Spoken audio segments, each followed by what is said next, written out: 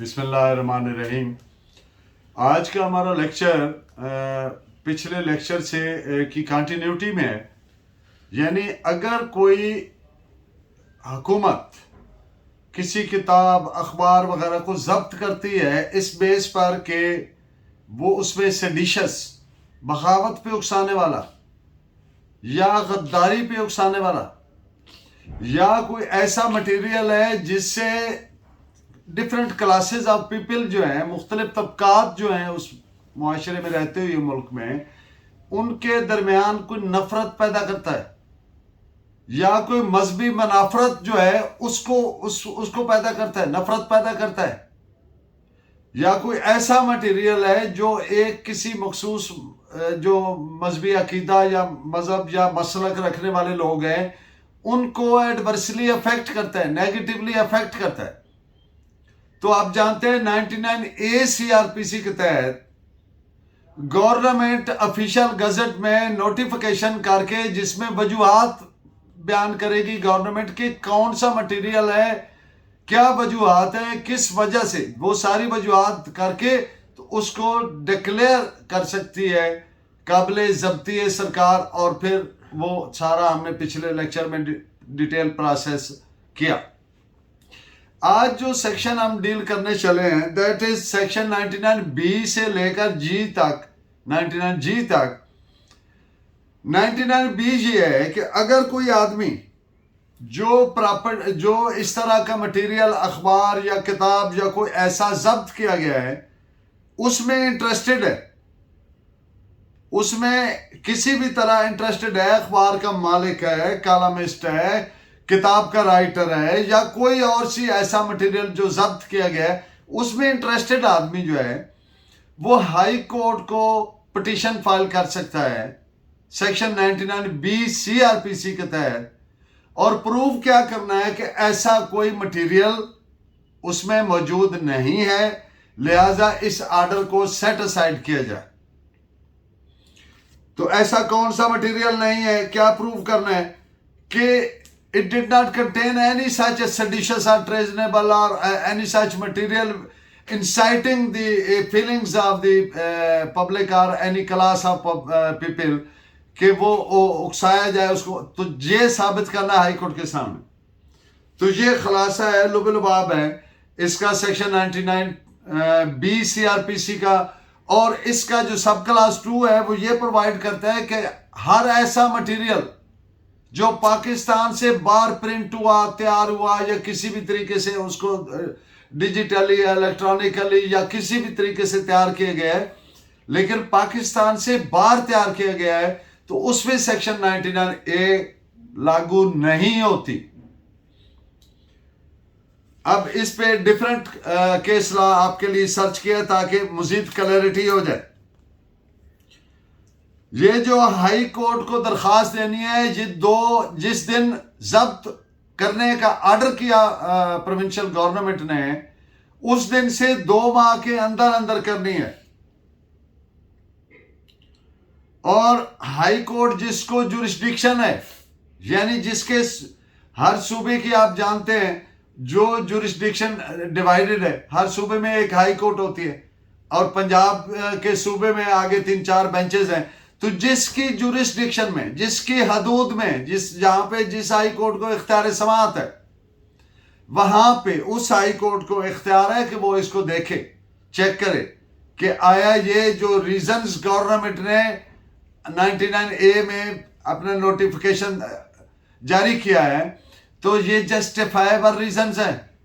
कौन सा मटेरियल है, किस सफा पर है, किस लाइन में है, या कौन सा ऐसा लफ्ज है, तो वो फिर उसको हाई कोर्ट अगर मुतमईन हो कि ऐसा कोई मटेरियल नहीं है जिससे इस तरह के जज्बात पैदा होते हैं या हुकूमत ने जो वजूहात बयान किए हैं वो जस्टिफाइबल नहीं है, तो high court can set aside the order of the government.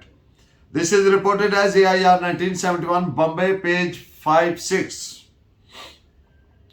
अब चूंकि इसमें 2 माह की म्याद दी गई है तो इट मीन्स के लिमिटेशन एक्ट इसको एप्लीकेबल है।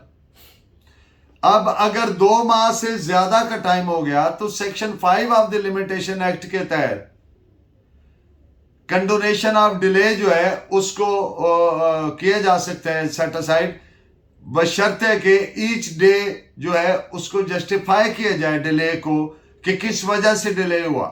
और ये कोर्ट का डिस्क्रेशन होता है। आप जानते हैं कि डिले में कोर्ट को सेटिस्फाई करना होता है कि ये इस वजह से डिले, अगर वो रीजनेबल काज हो, जस्टिफाइबल काज हो, बियॉन्ड, क्योंकि एक चीज अंडरस्टूड है कि law helps the vigilant and not the indolent. जो आदमी अपने लीगल राइट के लिए विजिलेंट है, कानून सिर्फ उसकी मदद करता है। अगर कोई आदमी इंडोलेंट है, कायल है, सुस्त है, लापरवाह है, तो फिर वो खुद जिम्मेदार है उसके कॉन्सिक्वेंस का। तो इसको लिमिटेशन एक्ट अप्लाई करता है। और अगर कोई justifiable reason beyond human control हो, या कोई ऐसी वजह हो, बीमारी हो, कैद हो, या कोई भी ऐसी रीजन जो एक रीजनेबल आदमी समझता है कि हाँ ये इस वजह से हो सकता है, इसके बस से बाहर था, तो फिर सेक्शन 5 के तहत उस पीरियड को कंडाउन भी करवाया जा सकता है। दिस इज रिपोर्टेड 2 जजमेंट्स हैं, 1971 criminal law journal page 1773 and 1973 criminal law journal page 131। जो सेक्शंस 99A, B और D इनको मिला के पढ़ना है। इनको मिला के पढ़ेंगे तो आपके सामने आ जाएंगे। अब कोर्ट को क्या सेटिस्फाई कर, कोर्ट ने देखना है कि जो सब सेक्शन 1 है 99 का, उसके तहत आया ये फॉल करता है। आप जानते हैं कि 99A CRPC जो है that is consequence of the sections of PPC, जिनमें बगावत, गद्दारी वगैरह वगैरह वो चीजें प्रोवाइडेड है। तो उसका नतीजे में ये सेक्शन, तो क्या ये उसमें फॉल करता है? तो 99A वाली रीजनिंग मौजूद है in section 99D of the code, means के ओनली दोज मैटर्स जिनकी वजह से फॉरफीचर जब्ती का ऑर्डर किया गया, क्या वो एग्जिस्ट करती हैं? If court is not satisfied, high court founds the reasons given by the government to be not satisfactory, तो हाई कोर्ट उसको सेट असाइड कर देगी। This is reported as AIR 1961 supreme court page 1662। अब अगर class hated वाली बात है कि कोई ऐसी बात है उस किताब में या अखबार में या किसी डॉक्यूमेंट में या किसी विजिबल रिप्रेजेंटेशन में जिससे तबकाती फसाद पैदा होने का अंदेशा है, एप्रीहेंशन है, तो ऐसा मवाद जो है वो कोर्ट चेक करेगी। लेकिन उसमें उस किताब, उस अखबार, उस विजिबल रिप्रेजेंटेशन या जो भी अगर वो डॉक्यूमेंट है, तो वो जिसपे इतराज किया गया पर्टिकुलरली, उसको कोर्ट में एज ए एविडेंस दिया जा सकता है। गवर्नमेंट पेश कर सकती है, दोनों फरीकों में से कोई चाहे तो पेश कर सकता है कि अगर दूसरा फरीक जो अफेक्ट हुआ एडवर्सली, वो ये प्रूव करेगा, ये देखें जी इसमें तो इससे तो नहीं बनता है ऐसा, और गवर्नमेंट ये प्रूव कर सकती है कि बनता है। लेकिन इसमें एक चीज जो काबिल जिक्र है वो ये है कि इसमें मुसन्निफ की नीयत प्रूव करना जरूरी नहीं है कि उसका तो ये नीयत तो नहीं थी। अगर मवाद मौजूद है, अगर ऐसा मवाद मौजूद है as I have stated earlier, तो फिर उसमें जो ऑथर ऑफ द बुक है या एडिटर ऑफ द न्यूज़पेपर है या जिसने वो तैयार किया डॉक्यूमेंट या विजिबल रिप्रेजेंटेशन, उसकी नीयत को प्रूव करना बाहर तौर जरूरी नहीं है। This is reported as AIR 1951 RAJ page 113। अब एक और बात कि अगर पूरी किताब का अंटायर जो उसका मौजू है, दैट्स नॉट एंटायरली ऑफेंसिव, बल्कि उसमें कोई 1 सफ़ा या 4 सफ़े या 14 सफ़े जो भी है वो उसमें ऑब्जेक्शन किया गया, बाकी किताब सारी पे कोई ऑब्जेक्शन नहीं है। इसी तरह से अखबार के किसी एक पर्टिकुलर उसके या विजिबल रिप्रेजेंटेशन या डॉक्यूमेंट में कोई एक मखसूस, तो उसमें वकील साहब जो हैं वो अपनी अंडरटेकिंग दे सकते हैं, एश्योरेंस दे सकते हैं कि हम ये डिलीट कर देंगे और नेक्स्ट एडिशन में शायर भी नहीं होगा, और मौजूदा जो रिमेनिंग बुक्स हैं या कापीज हैं वो मजीद डिस्ट्रीब्यूट या सर्कुलेट नहीं की जाएंगी, तो भी हाई कोर्ट उसको ऑर्डर को सेट असाइड कर देगी। This is reported as 1960 Lahore page 629। अब एक और बात कि जो मैंने अर्ज किया कि जो सेक्शन 99B CRPC है उसमें वर्ड शुरू होता है any person interested in that property. अब वो प्रॉपर्टी क्या है? डॉक्यूमेंट है, किताब है, अखबार है, विजिबल रिप्रेजेंटेशन। हर वो आदमी जिसका उसे इंटरेस्ट है, मुसन्निफ है, अखबार का मालिक है, राइटर है, कॉलमिस्ट है, या जिसने वो विजिबल रिप्रेजेंटेशन तैयार किया, कोई पेंटर है, कोई क्रिएटर है, तो वो तो इंटरेस्टेड पार्टी है। लेकिन जो कम्युनिटी अफेक्ट हुई है, जो क्लास अफेक्ट हुई है, जिनके जज्बात मजरूह हुए हैं, वो नेसेसरी पार्टी नहीं है। उनको वो पार्टी नहीं बन सकते।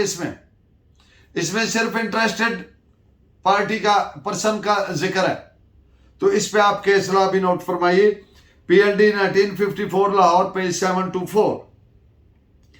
अगर हाई कोर्ट मुतमैन हो कि ऐसा कोई मवाद साबित ना होता है, अब ये मैं सेक्शन 99D पढ़ रहा हूं, 99C has been omitted, repealed, तो हाई कोर्ट उसको जब्ती के हुक्म को, फॉर फीचर ऑर्डर को सेट असाइड कर देगी। This is provided by section 99D CRPC। अब 99E जो मैंने पहले बात की कि अगर वो कोई एक सफा है या 101 सफा है या एक अखबार का कोई कालम है या कोई, तो उसको बतौर सबूत पेश किया जा सकता है कोर्ट में, दोनों पार्टीज में से जो भी करना चाहे। तो this is provided in section 99E CRPC। E for elephant. अच्छा, हाई कोर्ट, अब ये सेक्शन 99F CRPC, हर हाई कोर्ट जितने जल्दी मुमकिन हो सके इस तरह की पटिशन्स को डिसाइड करने के लिए अपने रूल्स खुद मुतय्यन करेंगी। लेकिन जब तक वो रूल्स फ्रेम नहीं होते तब तक हर हाई कोर्ट ऐसे ही प्रोसीड करेगी जैसे वैसे रूटीन में दावा या अपील या लीगल प्रोसीडिंग में प्रोसीड करती है। तो दिस इज प्रोवाइडेड इस पे इन सेक्शन 99F। जो 99G है वो रेस्ट्रिक्टिव सेक्शन है। 99G यानी सिवाय 99B के, 99A के, नो ऑर्डर पास्ड और action taken under section 99A shall be called in question. उसको बिल्कुल उसको इम्प्यून नहीं किया जा सकता, चैलेंज नहीं किया जा सकता, एतराज नहीं किया जा सकता सिवाय सेक्शन 99B के। अब 99B मैंने आपसे पहले डिस्कस किया कि हाई कोर्ट में उसको चैलेंज करेंगे उसके तहत और साबित करेंगे कि यह है या नहीं, जो भी फरीक कर रहा है उसके अपना मौकफ के मुताबिक। तो इसके अलावा कोई और दीगर सेक्शन नहीं है। This is provided by section 99G CRPC। और इस पे केस आप भी नोट फरमा लीजिए। PLD 1956 FC 209।